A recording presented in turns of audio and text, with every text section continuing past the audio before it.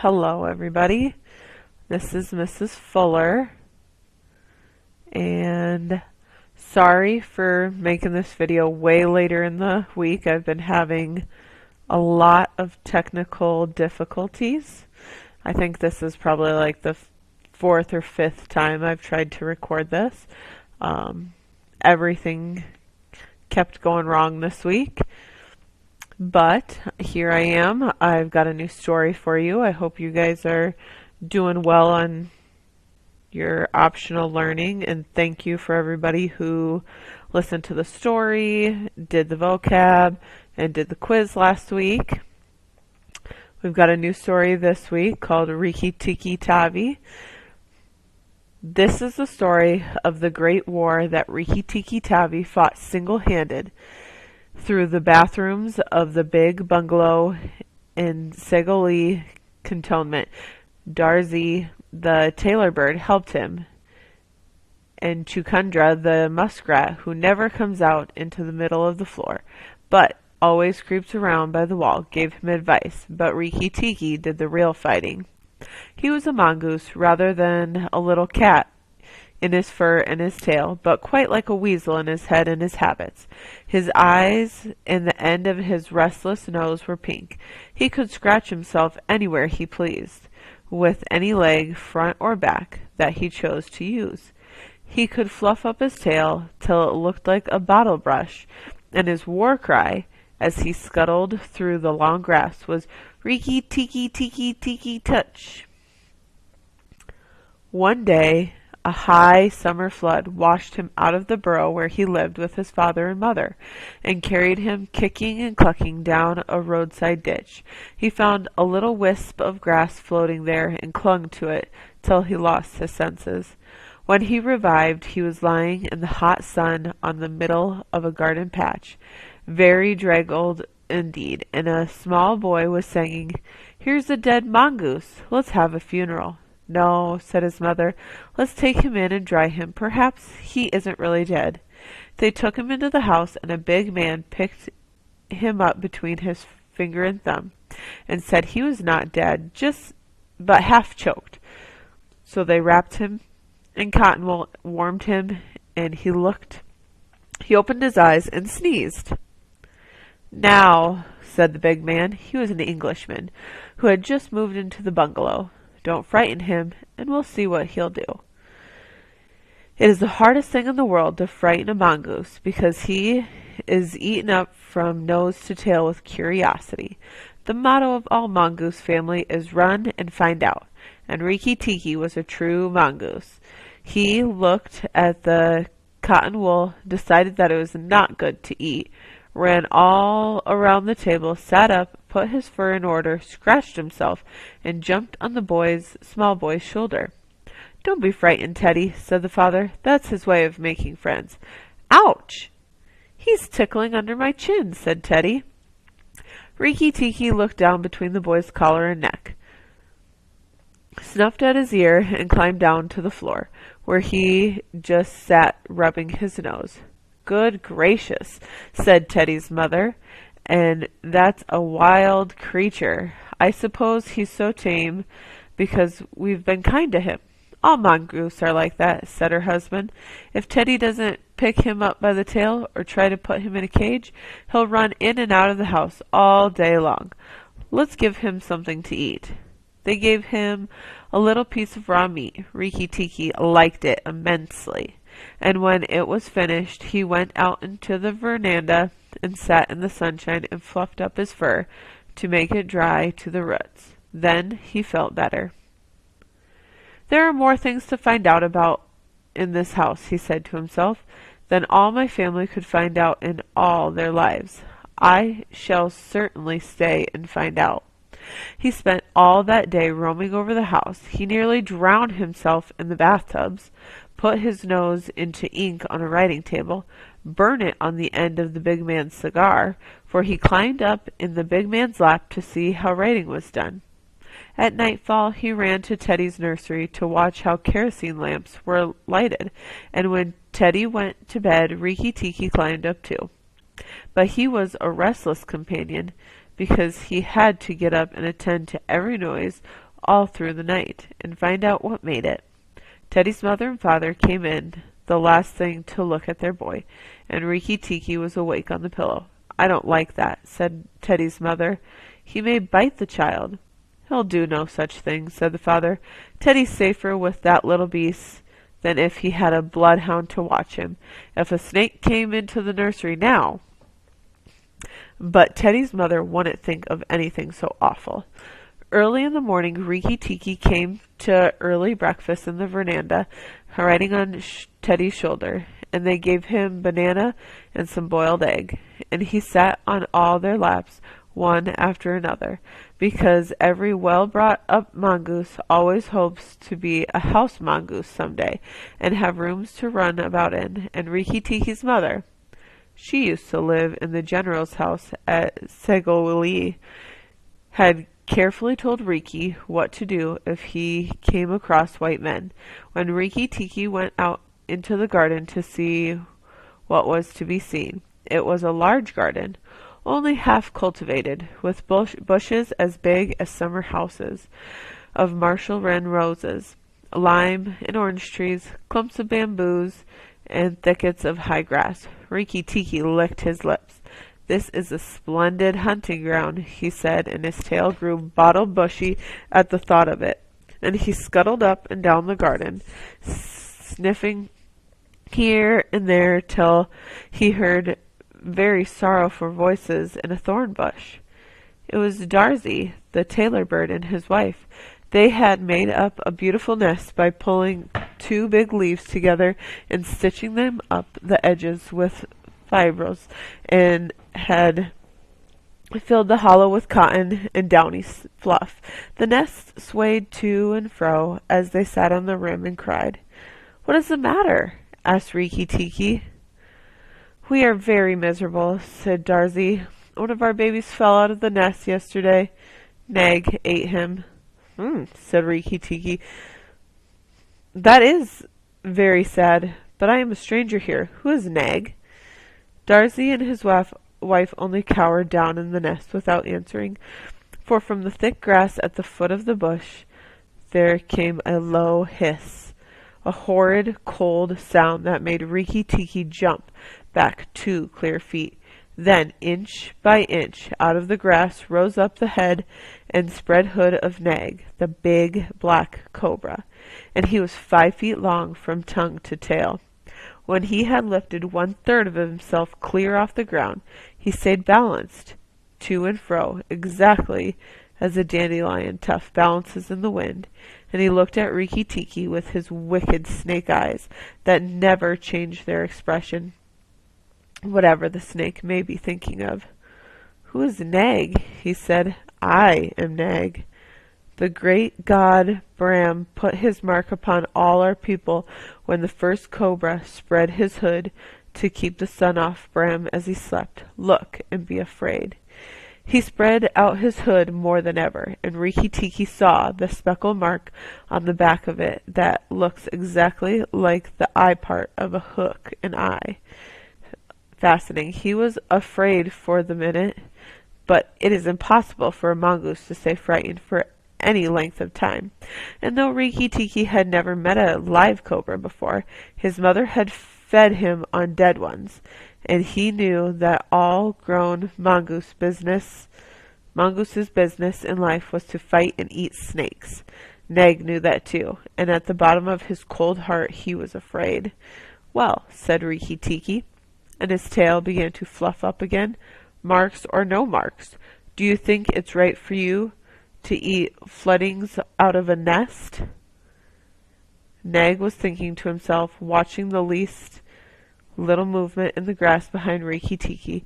He knew that mongooses in the garden meant death sooner or later for him and his family, but he wanted to get Rikki Tikki off his guard. He dropped his head a little and put it on one side. "Let us talk," he said. "You eat eggs. Why should I not eat birds?" "Behind you! Look behind you!" sang Darzee. Rikki Tikki knew better than to waste time in staring. He jumped up in the air as high as he could go, and just under him whizzed by the head of Nagina, Nag's wicked wife. She had crept up behind him as he was talking, to make an end of him, and he heard her savage hiss as the stroke missed. He came down almost across her back, and if he had been an old mongoose, he would have known that then was the time to break her back with one bite. But he was afraid of the terrible lashing return stroke of the cobra. He bit, indeed, but did not bite long enough. He jumped clear of the whisking tail, leaving Nagina torn and angry. "Wicked, wicked Darzee," said Nag, lashing up as high as he could reach toward the nest in the thorn bush. But Darzee had built it out of reach of snakes, and it only swayed to and fro. Rikki Tikki felt his eyes growing red and hot. When a mongoose's eyes grow red, he is angry. And he sat back on his tail and hind legs like a little kangaroo and looked all round him and chattered with rage. But Nag and Nagina had disappeared into the grass. When a snake misses its stroke, it never says anything or gives any sigh of what it means to do next. Rikki Tikki did not care to follow them, for he did not feel sure that he could manage 2 snakes at once. He trotted off to the gravel path near the house and sat down to think. It was a serious matter for him.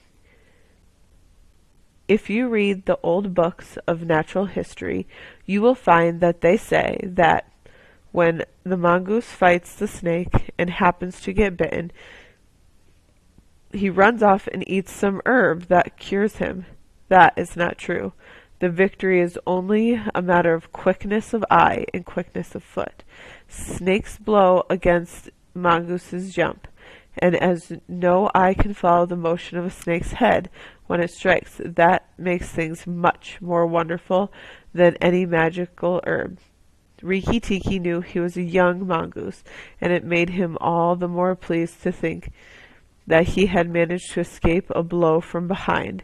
Gave him confidence in himself, and when Teddy came running down the path, Rikki Tikki was ready to be petted.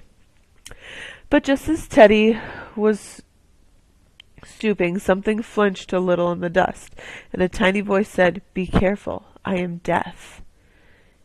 Is Karakat the dusty brown snakeling that lies for choice on the dusty earth, and his bite is as dangerous as the cobra's. But he is so small that nobody thinks of him, and so he does the more harm to people. Rikki Tikki's eyes grew red again, and he danced out to Karakat with the peculiar rocking, swaying motion that he had inherited from his family. It looks very funny, but it is so perfectly balanced a gait that you can fly off from it at any angle you please. And in dealing with snakes, this is an advantage. If Rikki Tikki had only known, he was doing a much more dangerous thing than fighting Nag, for Karakat is so small and can turn so quickly that unless Rikki bit him close to the back of the head, he would get the return stroke in his eye or lip. But Rikki did not know. His eyes were all red, and he rocked back and forth, looking for a good place to hold. Karakat struck out. Rikki jumped sideways and tried to run in, but the wicked little dusty gray head lashed within a fraction of his shoulders, and he had to jump over the body, and the head followed his heels close. Teddy shouted to the house, "Oh, look here, our mongoose is killing a snake!" And Rikki Tikki heard a scream from Teddy's mother.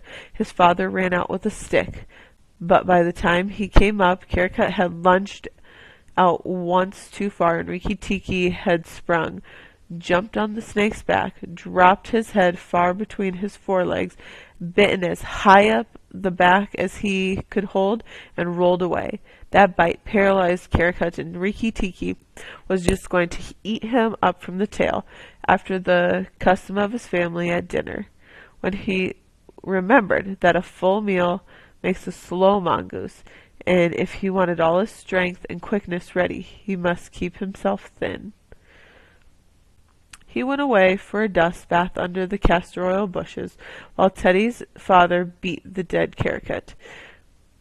What is the use of that? Thought Rikki Tikki. I have settled it all. And then Teddy's mother picked him up from the dust and hugged him, crying that he had saved Teddy from death. And Teddy's father said that he was a providence, and Teddy looked on with big, scared eyes. Rikki Tikki was rather amused at all the fuss, which of course he did not understand. Teddy's mother might just as well have petted Teddy for playing in the dust. Rikki was thoroughly enjoying himself. That night at dinner, walking to and fro among the wine glasses on the table, he could have stuffed himself 3 times over with nice things, but he remembered Nag and Nagina. And though it was very pleasant to be patted and petted by Teddy's mother and to sit on Teddy's shoulder, his eyes would get red from time to time, and he would go off into his long war cry of Rikki Tikki Tikki Tikki touch. Teddy carried him off to bed, and instead of Rikki Tikki sleeping under his chin, Rikki Tikki was too well bred to bite or scratch, but as soon as Teddy was asleep, he went off for his nightly walk round the house, and in the dark he came up against Chuchundra, the muskrat, creeping around by the wall. Chuchundra is a broken-hearted little beast. He whimpers and creeps all night, trying to make up his mind to run into the middle of the room, but he never gets there. "Don't kill me," said Chuchundra, without weeping. "Rikki Tikki, don't kill me." "Do you think a snake killer kills muskrats?" said Rikki Tikki scornfully. "Those who kill snakes get killed by snakes." Chuchundra more sorrowfully than ever. "And how am I to be sure that Nag won't mistake me for you some dark night?" "There's not the least danger," said Rikki Tikki, "but Nag is in the garden, and I know you don't go there."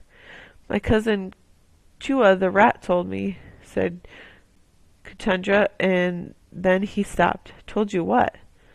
"Shh. Nag is everywhere, Rikki Tikki. You should have talked to Chua in the garden." "I didn't, so you must tell me. Quick, or I'll bite you." Chuchundra sat down and cried till the tears rolled off his whiskers.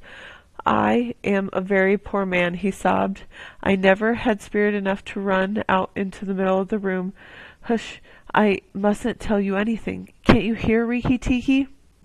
Rikki Tikki listened. The house was as still, but he thought he could just catch the faintest scratch in the world, a noise as faint as that of a wisp walking on a window pane, the dry scratch of a snake's scales on brickwork.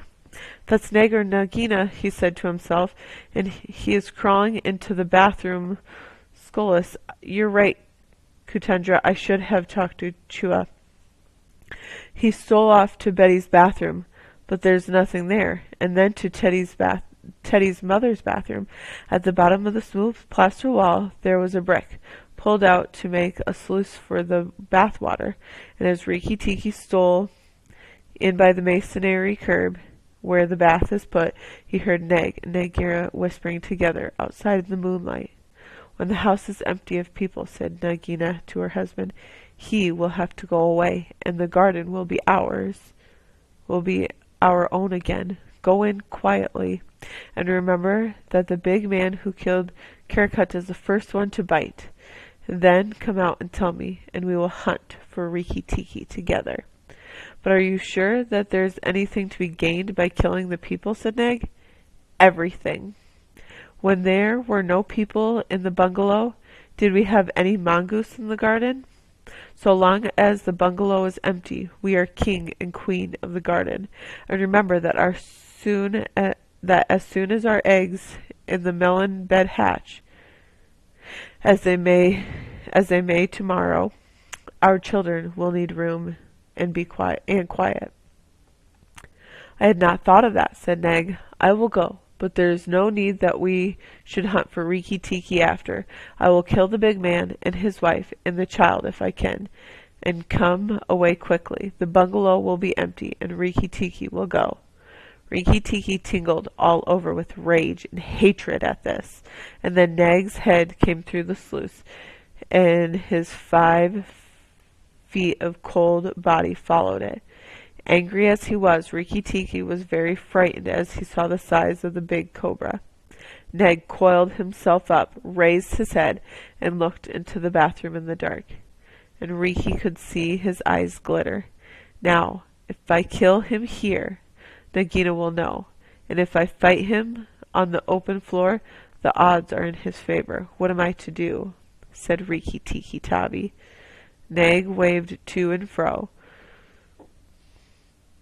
and then Rikki Tikki heard him drinking from the biggest water jar that was used to fill the bath.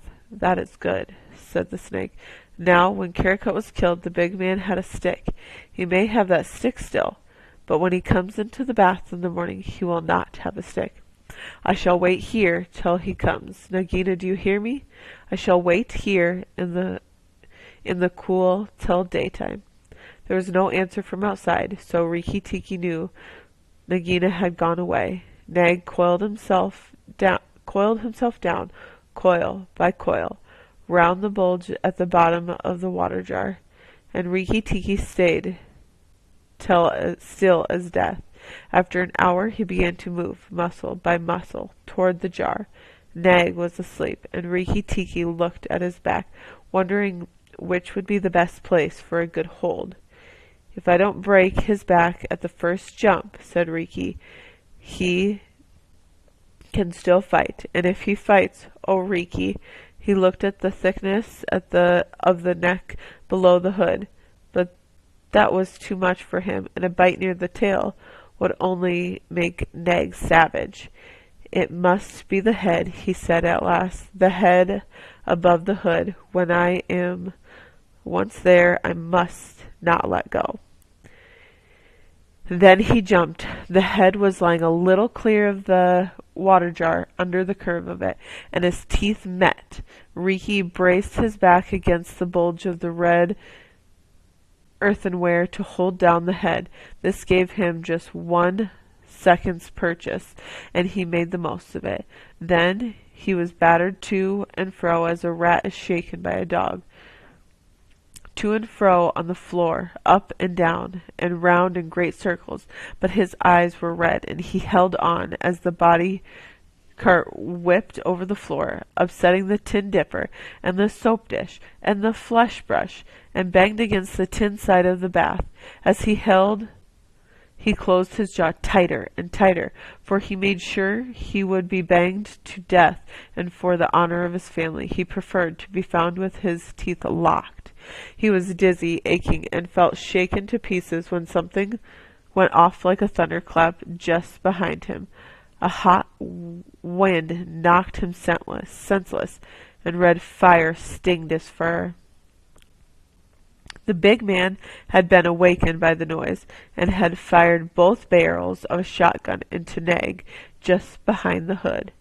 Rikki Tikki held on with his eyes shut, for now he was quite sure he was dead. But the head did not move, and the big man picked him up and said, "It's the mongoose again, Alice. The little chap has saved our lives now." Then Teddy's mother came in with a very white face and saw what was left of Nag, and Rikki Tikki dragged himself to Teddy's room and slept half the rest of the night, shaking himself tenderly to find out whether he was really broken into 40 pieces as he fancied.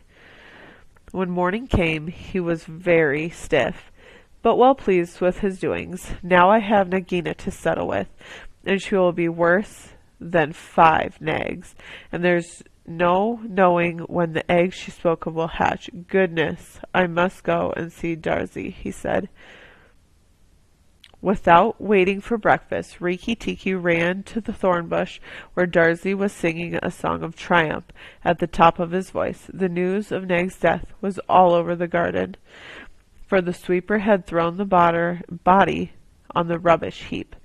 "Oh, you stupid tuft of feathers," said Rikki Tikki angrily. "Is this the time to sing? Nag is dead, is dead, is dead," sang Darzee. The valiant Rikki Tikki caught him by the head and held fast. The big man brought the bang stick, and Nag fell in 2 pieces. He will never eat my babies again. All that's true enough, but where's Nagina? Said Rikki Tikki, looking carefully around him. Nagina came to the bathroom sluice and called for Nag. Darzy went on, and Nag came out on the end of a stick. The sweeper picked him up on the end of a stick and threw him upon the rubbish heap. Let us sing about the red-eyed Rikki Tikki. The Darzy filled his throat and sang, If I could get up to your nest, I'd roll all your babies out, said Rikki Tikki. You don't know when to do the right thing at the right time. You're safe enough in your nest there, but it's war for me down here. Stop singing a minute, Darzy. For the beautiful Rikki Tikki's sake, I will stop, said Darzy. What is it, O killer of the terrible Nag? Where is Nagina for the 3rd time? On the rubbish heap by the stables, mourning for Nag. Great is Rikki Tikki with the white teeth. Bother my white teeth. Have you heard where she deeps her eggs? In the melon bed, on the end nearest the wall, where the sun strikes nearly all day. She hid them there weeks ago. And you never thought it worthwhile to tell me? The end nearest the wall, you said? Rikki Tikki, you are not going to eat her eggs. Not exactly, no, Darzy. If you have a grain of sense of you will fly off to the stables and pretend that your wing is broken, and let Nagina chase you away to this bush. I must get to the melon bed, and if I went there now, she'd see me. Darzy was a feather-brained little fellow who could never hold more than one idea at a time in his head, and just because he knew that Nagina's children were born in eggs like his own, he didn't think at first that it was fair to kill them. But his wife was a sensible bird, and she knew that the cobra's eggs meant young cobras later on, so she flew off from the nest and left Darzy to keep the babies warm, and continue his song about the death of Nag. Darzy was very like a man in some ways. She fluttered in front of Nagina by the rubbish pile and cried out, Oh, my wing is broken. The boy in the house threw a stone at me and broke it. Then she fluttered more desperately than ever. Nagina lifted up her head and hissed, You warned Rikki Tikki when I would have killed him. Indeed and truly, you've chosen a bad place to be and lame. She moved towards Darzy's wife, slipping along over the dust. The boy broke it with a stone, shrieked Darzy's wife. Well, it may be some consolation to you when you're dead to know that I shall settle accounts with the boy. My husband lies on the rubbish heap this morning, but before the night the boy in the house will lie very still. What is the use of running away? I am sure to catch you, little fool. Look at me. Darzy's wife knew better than to do that, for a bird who looks at a snake's eyes gets so frightened that she cannot move. Darzy's wife fluttered on, piping sorrowfully and never leaving the ground. Nagina quickened her pace. Rikki Tikki heard them going up the path from the stables, and he raced for the end of the melon patch near the wall. There, in the warm litter about the melons, very cunningly hidden, he found 25 eggs, about the size of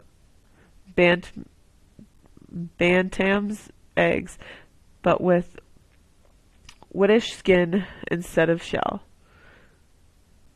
I was not a day too soon, he said, for he could see the baby cobras curled up inside the skin, and he knew that the minute they were hatched they could kill a man or a mongoose.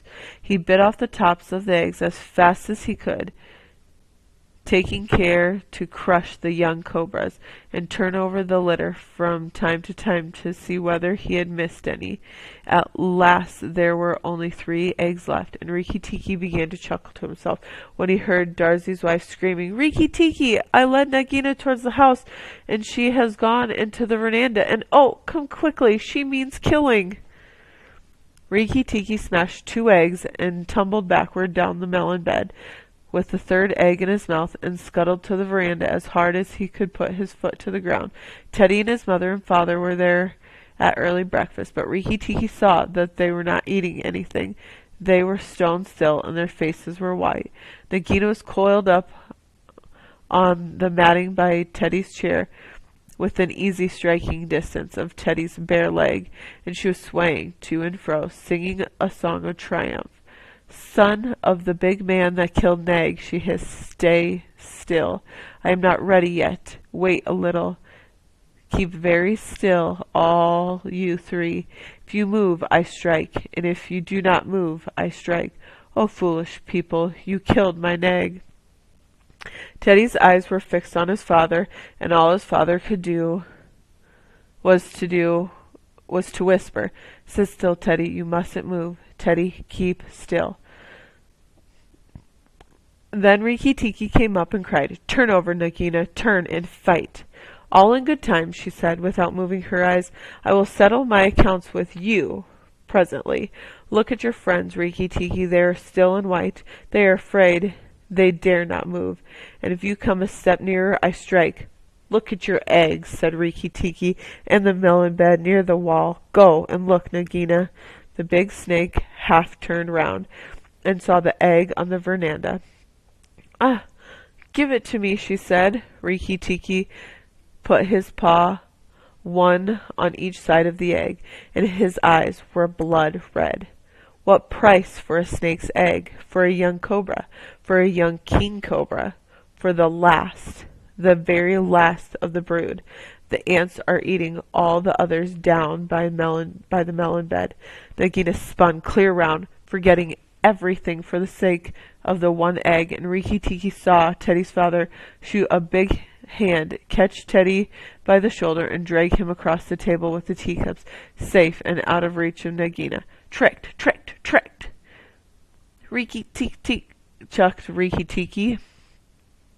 "The boy is safe, and it was I that caught Nag by the hood last night in the bathroom." Then he began to jump up and down, all 4 feet together, his head close to the floor. "He threw me to and fro, but he could not shake me off. He was dead before the big man blew him in two. I did it, Rikki Tikki.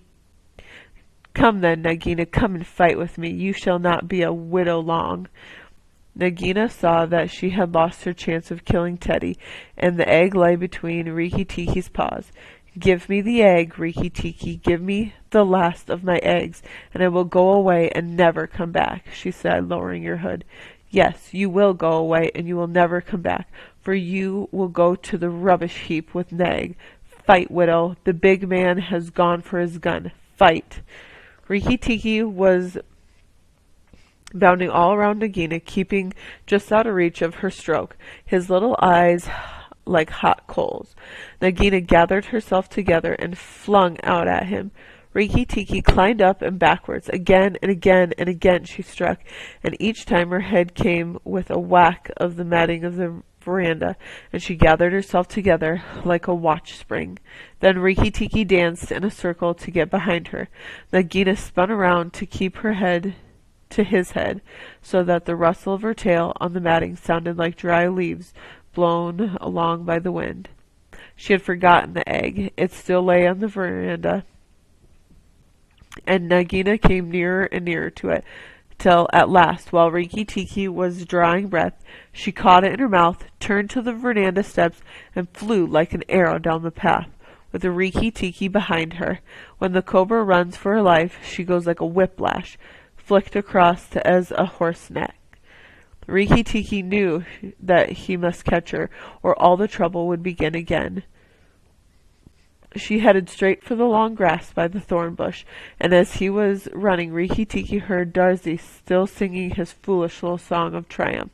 But Darzee's wife was wiser. She flew off her nest at Nagina as Nagina came along, and flapped her wings about Nagina's head. If Darzee had helped, they might have turned her, but Nagina only lowered her hood and went on.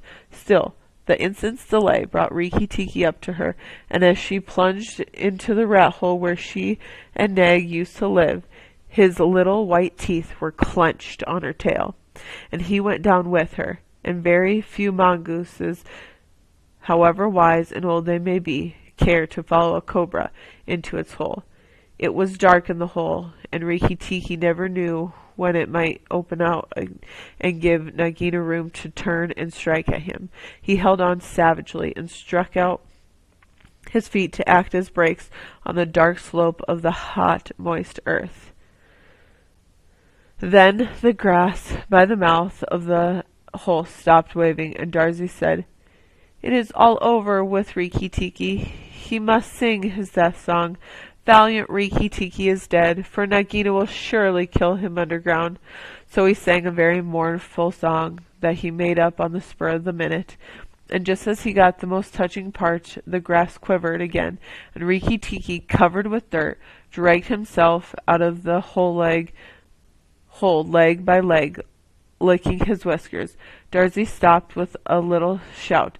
Rikki Tikki shook some of the dust off his fur and sneezed. "It's all over," he said. "The widow will never come out again." And the red ants that lived between the grass stems heard him, and began to troop down one after another to see if he had spoken truth.